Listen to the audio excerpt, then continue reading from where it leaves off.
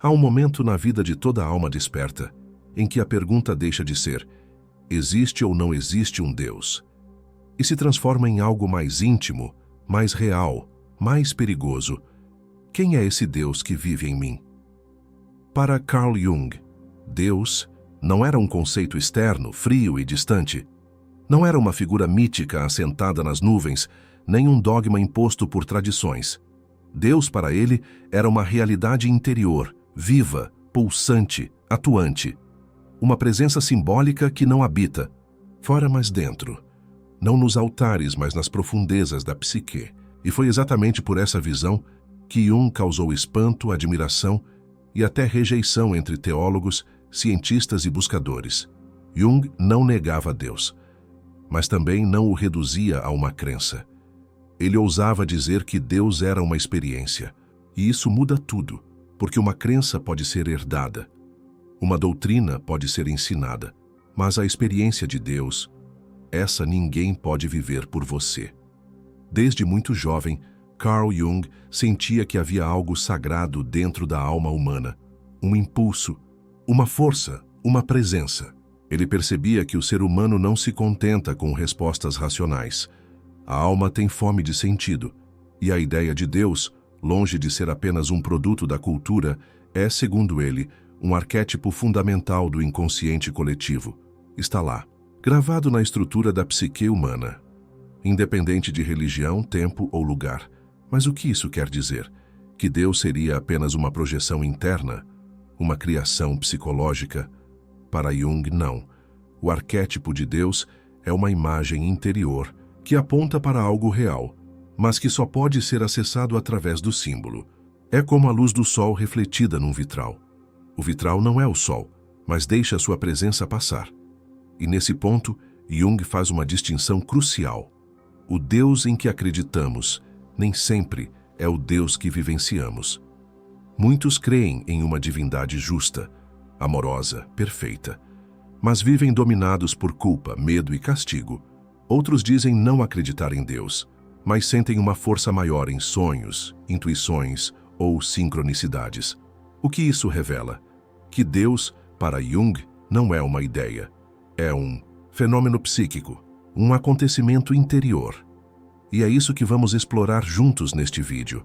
Não uma definição de Deus, mas uma travessia, um mergulho na visão ousada, profunda e simbólica que Carl Jung ofereceu sobre o divino e sobre o lugar que ele ocupa dentro de nós. Se você já sentiu que havia algo maior te observando de dentro, talvez esse vídeo seja a conversa mais sincera que sua alma esperava ouvir. Para compreender a visão de Deus segundo Carl Jung, é preciso voltar à sua infância. Não apenas aos fatos, mas ao que ele mesmo narra em sua autobiografia. Memórias, sonhos, reflexões. Ali, ele revela como desde cedo sentia um conflito profundo entre o que era ensinado sobre Deus e o que ele sentia em seu próprio interior. Seu pai era um pastor protestante, um homem de fé doutrinária, mas também de angústia silenciosa. Jung percebia no pai uma contradição dolorosa. Ele falava de Deus com as palavras certas, mas parecia não vivê-lo com o coração desperto. Era como se tivesse fé, mas não experiência. Isso marcaria Carl profundamente. Ele não queria um Deus de frases prontas. Ele queria um Deus que falasse com ele, mesmo que fosse em silêncio. Ainda menino, ele viveu um momento místico que carregaria para sempre. Sozinho, em casa, teve uma visão simbólica aterradora. Viu Deus sentado em um trono e uma imagem sagrada sendo destruída por uma substância impura, um pensamento proibido surgindo com força. Ele não contou isso a ninguém por anos, mas soube naquele instante que Deus não era o que os adultos diziam. Havia algo muito mais profundo, ambíguo e misterioso por trás da figura que tentavam lhe ensinar. Essa visão de um Deus que ultrapassa os limites da moral religiosa, que é simultaneamente criador e destruidor, luz e sombra, silêncio e fúria, o acompanharia por toda a vida. Enquanto a maioria buscava conforto espiritual em doutrinas, Jung buscava contato. Ele queria compreender por que Deus permitia o sofrimento, por que parecia tão ausente ou tão terrivelmente presente. Essa busca não o afastou da espiritualidade. Pelo contrário, aprofundou sua sede por verdade. Mas uma verdade que não cabia em catecismos. Ele se perguntava se o divino não seria, na verdade, algo que se revela no processo de individuação, ou seja, no caminho da alma que busca se tornar inteira. Deus, para ele, não era um prêmio para os bons, nem um castigo para os maus. Era uma realidade arquetípica, que exige maturidade para ser percebida. E muitas vezes, esse Deus se manifesta não nos templos, mas nas crises. Não nos dias calmos, mas nas noites escuras. Porque é no abismo da dúvida que o divino se revela, não como crença, mas como encontro. Essa é a raiz da visão de Jung. Uma espiritualidade sem disfarces, onde Deus não precisa ser defendido, mas vivido. Que a partir dessa infância marcada pela tensão entre o ensino religioso e a vivência íntima, ele iniciou uma jornada que o levaria a redefinir tudo o que sabia sobre o sagrado. E talvez seja por isso que, ao falar de Deus, ele não soava como um teólogo, mas como alguém que foi tocado por algo que não cabia mais em palavras. Quando Carl Jung afirmou que Deus é um arquétipo do inconsciente coletivo, muitos o acusaram de psicologizar o divino, de reduzir Deus a um produto da mente humana. Mas a verdade é que ele estava fazendo o oposto. Jung não queria diminuir. Deus queria libertá-lo das gaiolas da doutrina e devolvê-lo à alma. Na linguagem junguiana, um arquétipo não é uma invenção psicológica. É uma forma viva, ancestral, primitiva e universal que habita todas as almas. Os arquétipos são padrões fundamentais da psique, imagens primordiais que emergem espontaneamente, independentemente de cultura, religião ou época. E entre todos os arquétipos que residem no inconsciente coletivo, o de Deus é o mais poderoso, o mais abrangente, o mais enigmático. Mas o que isso significa na prática? Que a imagem de Deus está gravada na alma humana. Que mesmo alguém que nunca ouviu falar de religião ainda é capaz de sentir o mistério, de intuir o sagrado, de reconhecer algo maior que ultrapassa a lógica. O arquétipo de Deus se manifesta em sonhos, visões, medos, esperanças, sentimentos de desamparo e êxtase. É uma força que chama, que assusta, que atrai e que ninguém consegue ignorar por muito tempo. Jung dizia que negar o arquétipo de Deus é amputar uma parte essencial da psique. Mesmo quem se diz ateu em certos momentos, entra em contato com essa dimensão arquetípica, diante da morte, da beleza extrema, da natureza selvagem, de uma experiência amorosa profunda. São instantes em que o ego se curva e algo maior se impõe.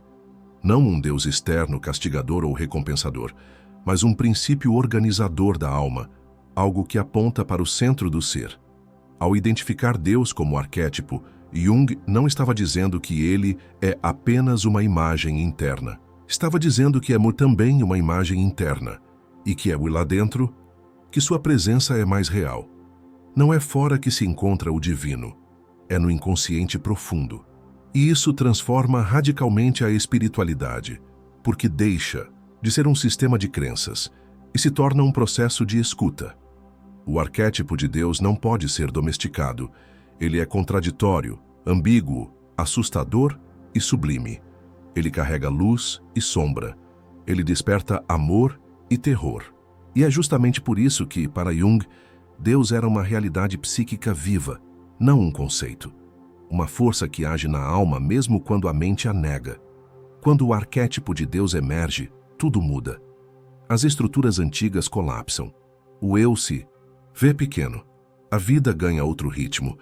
É o momento em que a alma compreende que algo maior a habita. E que esse algo nunca foi uma ideia. Sempre foi uma presença. Para Carl Jung, Deus não era apenas uma figura superior. Ele era o símbolo supremo da totalidade. E essa ideia muda completamente a maneira como nos relacionamos com o divino. Porque se Deus representa a totalidade, isso significa que ele não está apenas naquilo que aprovamos, mas também naquilo que negamos. Não apenas na luz que buscamos, mas também na sombra que evitamos. A imagem de Deus, segundo Jung, é uma representação simbólica daquilo que a alma reconhece como pleno, inteiro, absoluto. E é por isso que ela surge com tanta força na psique, porque o ser humano intui que está fraturado, que há partes de si que foram esquecidas, recusadas, sufocadas. E o impulso espiritual nasce exatamente daí, do desejo de reconexão com esse todo perdido.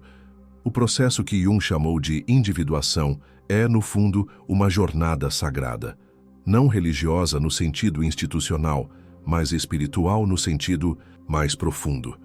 É o caminho da alma em direção à integração de suas polaridades. É o movimento que busca unir o consciente com o inconsciente, o eu com o self, a razão com a intuição, a sombra com a luz. E no centro dessa integração está o arquétipo de Deus. Esse arquétipo atua como um imã. Ele chama a alma para casa, mas não uma casa externa, protegida por regras ou dogmas, uma casa interior, onde tudo o que você é pode finalmente existir sem se anular.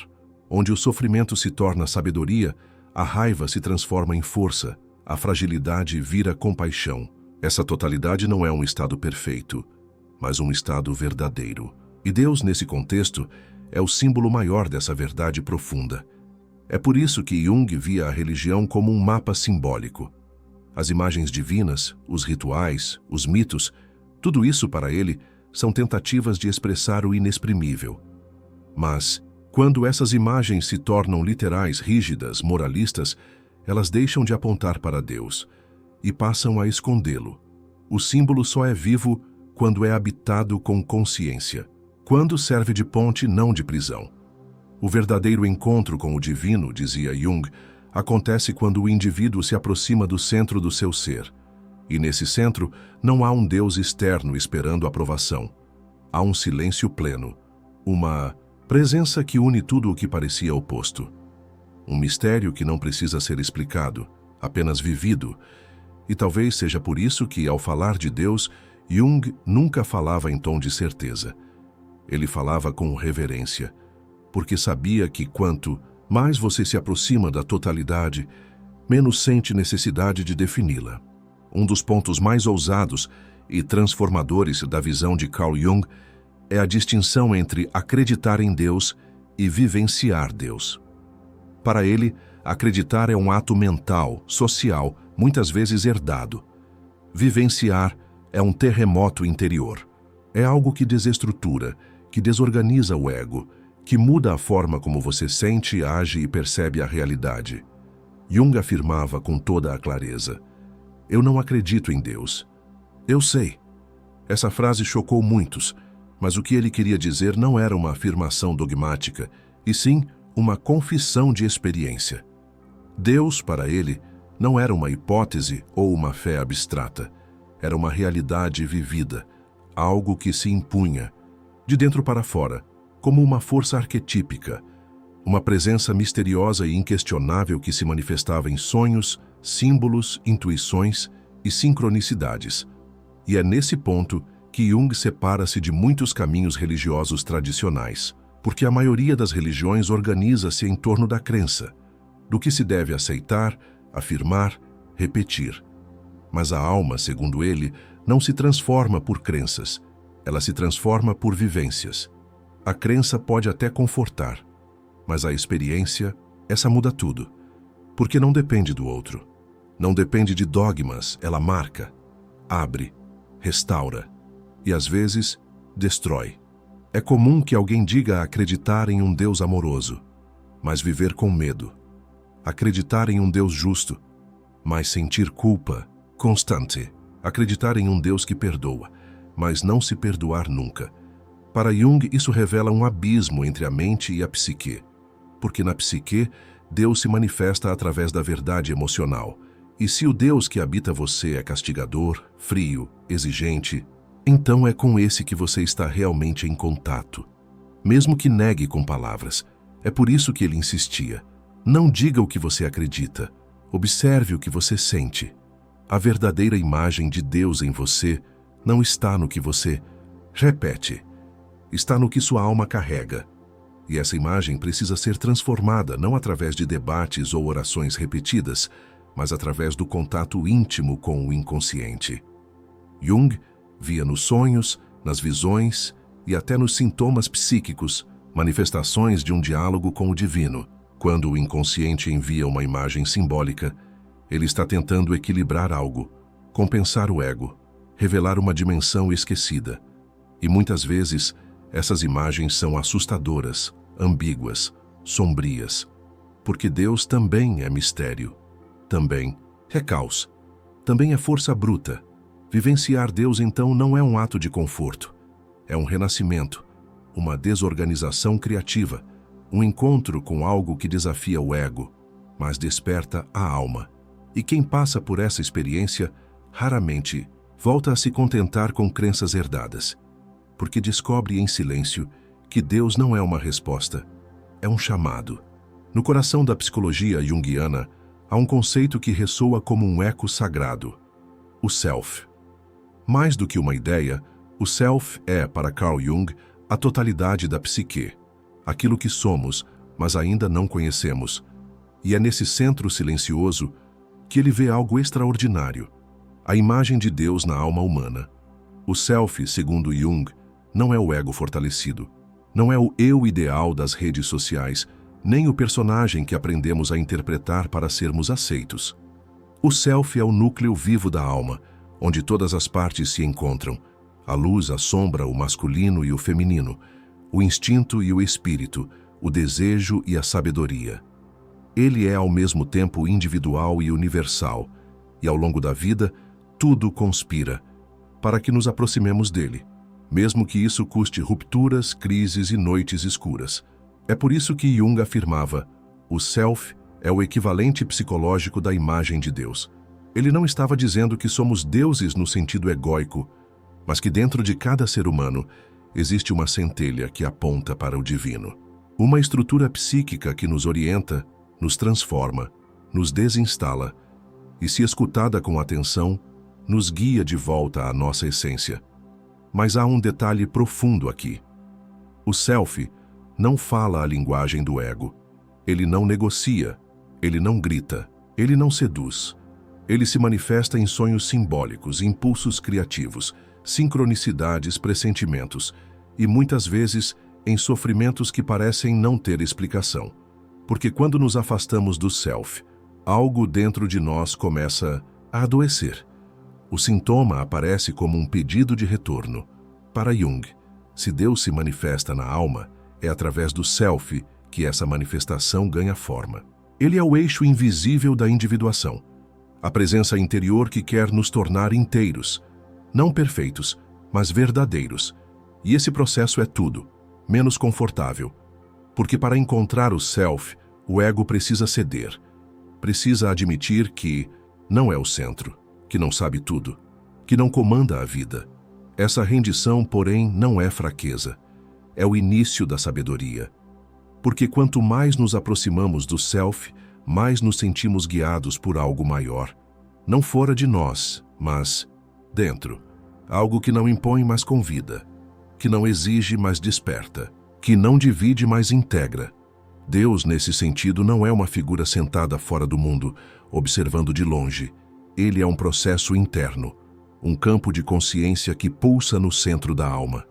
E quando tocamos o self, mesmo que por um instante, sabemos, não com a mente, mas com uma certeza silenciosa: o divino sempre esteve aqui, dentro, esperando apenas que deixássemos de procurar tão longe. Para muitos, Deus é sinônimo de luz, amor, perfeição. Mas Carl Jung, com sua coragem simbólica e sua fidelidade à verdade da psique, ousou olhar para um aspecto frequentemente negado: a sombra de Deus. E essa foi uma das ideias mais polêmicas e profundas que ele já trouxe ao mundo. Jung percebia que, assim como o ser humano tem uma sombra, partes negadas, reprimidas, não aceitas, o próprio conceito de Deus também carrega uma sombra arquetípica. Isso não significa que Deus seja mau, punitivo ou injusto. Significa que, se Deus é símbolo da totalidade, ele também inclui aquilo que a mente humana não compreende, rejeita ou teme.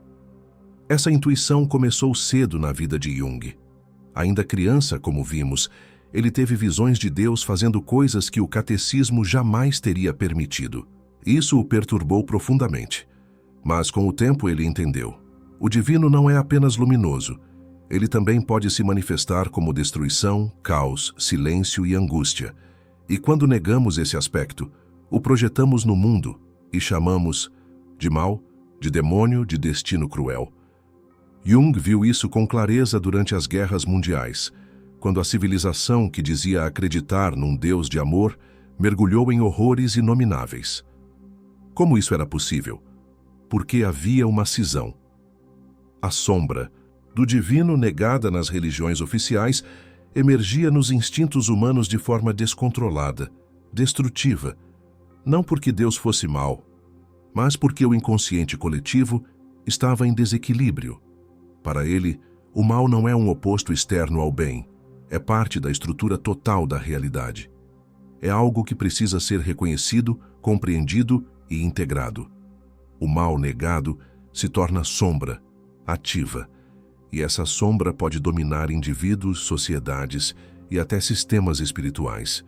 Por isso, para Jung, o verdadeiro trabalho espiritual não é apenas buscar a luz, mas abraçar a sombra com lucidez. Ele dizia que o ser humano precisa fazer consciente o mau potencial que existe em si, não para se entregar a ele, mas para não ser controlado por ele.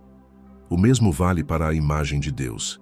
Quando Deus é visto apenas como perfeição, cria-se um ideal inatingível. E tudo o que não se encaixa nesse ideal é empurrado para o inconsciente, onde fermenta, distorce e adoece. Mas quando reconhecemos que o divino também vive no caos, na perda, na dúvida, na dor, algo muda. A fé se torna maturidade.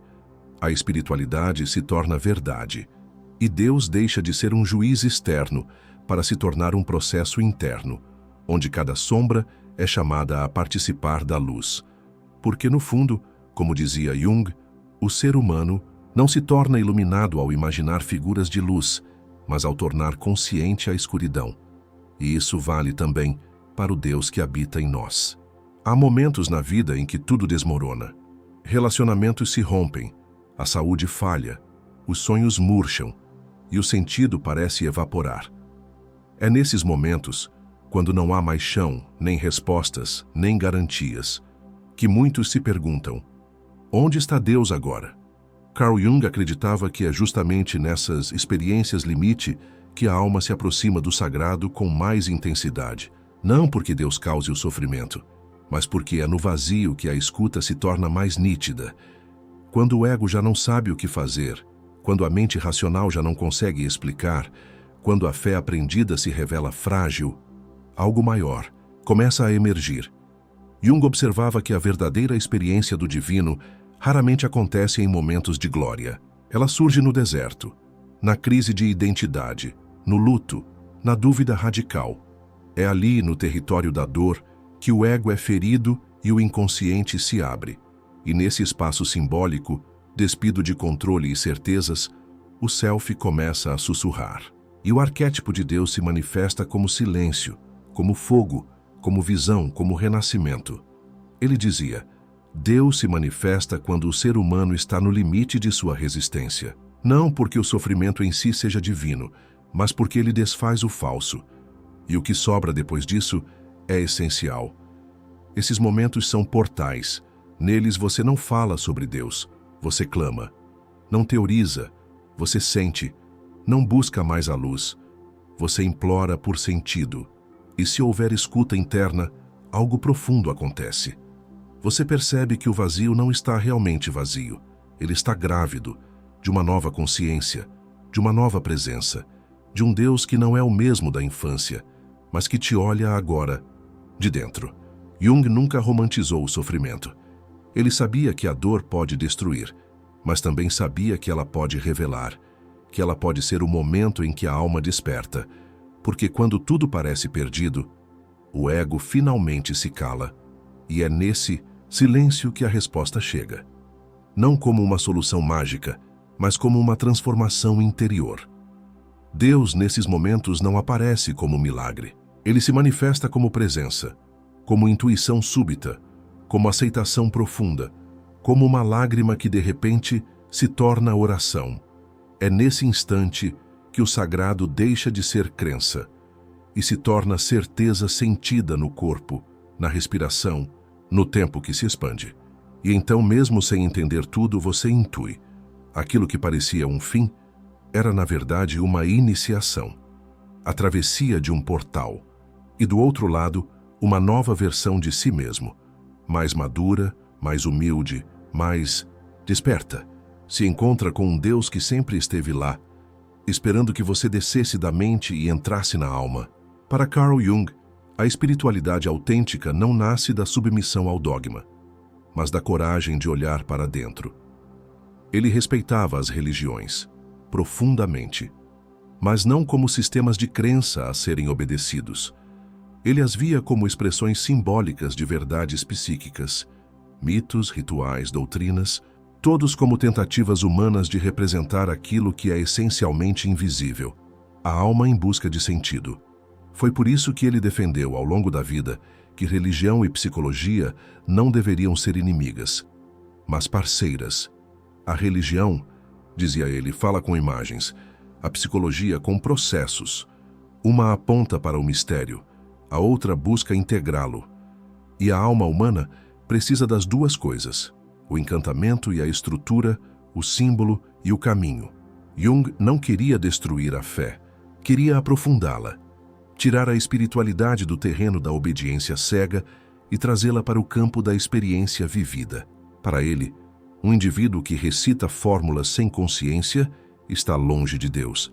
Mas aquele que se permite mergulhar na própria sombra, reconhecer seus conflitos, escutar seus sonhos e seguir em direção ao self, esse está, de fato, em contato com o divino.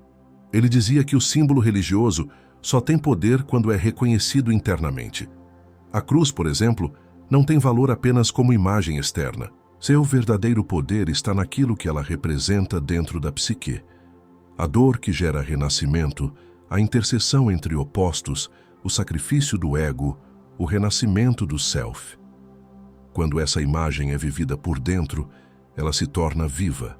Quando é apenas repetida por fora, perde seu fogo. Jung também alertava para os riscos da espiritualidade superficial, aquela que busca conforto, status ou respostas prontas. Para ele, a verdadeira religiosidade exige atravessar o deserto da alma, enfrentar o silêncio de Deus, integrar os paradoxos. Não é um caminho linear, é uma espiral, às vezes ascendente, outras mergulhante, mas sempre transformadora. Ele sonhava com uma espiritualidade onde o ser humano pudesse olhar para Deus sem medo e olhar para si mesmo com reverência, onde o sagrado não fosse propriedade de nenhuma instituição, mas experiência íntima, pessoal, intransferível, onde cada alma pudesse encontrar em seu próprio ritmo a imagem viva de Deus que habita em seu inconsciente. E talvez por isso, mesmo sendo psicólogo, foi visto por muitos como místico, porque ele não falava de religião como quem ensina, ele falava como quem foi tocado. E sua psicologia, no fundo, era uma ponte, não para o céu, mas para o centro, o lugar onde, finalmente, Deus e a alma se reconhecem como partes de um mesmo mistério. Deus, para Carl Jung, não era uma crença a ser defendida. Era uma presença a ser sentida, uma força que nasce no silêncio, que se move no símbolo, que se revela quando o ego já não sabe mais para onde ir. E é por isso que sua visão do divino continua tão atual, porque ela não impõe respostas. Ela convida à escuta. Jung nos ensinou que a alma tem uma linguagem própria e que Deus, antes de ser compreendido, precisa ser vivido. Não fora, mas dentro. Não como mandamento, mas como encontro. Não como um nome, mas como uma experiência, que muda o ar, o olhar, o tempo, o coração. A imagem de Deus, dizia ele, é um espelho da alma. E cada um de nós carrega dentro de si um fragmento desse mistério. Não importa se você cresceu dentro de uma tradição religiosa ou fora dela. Não importa o nome que você dá ao sagrado, ou se por enquanto você nem sabe mais se acredita. O que importa é o que sua alma sente quando tudo silencia, quando a máscara cai, quando a noite chega. E o que se escuta nesse instante é o que vale. Talvez Deus seja menos uma explicação e mais uma lembrança de quem você já Foi. De quem está se tornando? De tudo o que no fundo já habita você. Se esta reflexão tocou alguma coisa dentro de você, saiba, talvez não tenha sido por acaso. Este vídeo pode ter sido o espelho que você precisava, ou o sinal silencioso de que é hora de olhar mais fundo.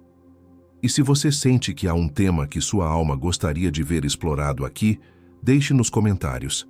Este canal vive da escuta, e muitas das reflexões mais profundas que já passaram por aqui começaram com o pedido sensível de um seguidor atento. Talvez a sua pergunta seja a de muitos, e talvez sua busca seja o próximo caminho a ser traçado, que a imagem de Deus em você nunca seja um fardo, mas uma luz, e que a sua espiritualidade não se torne uma prisão, mas uma travessia. Porque, como diria Jung, tudo aquilo que o ego nega, um dia será o caminho pelo qual a alma voltará para casa.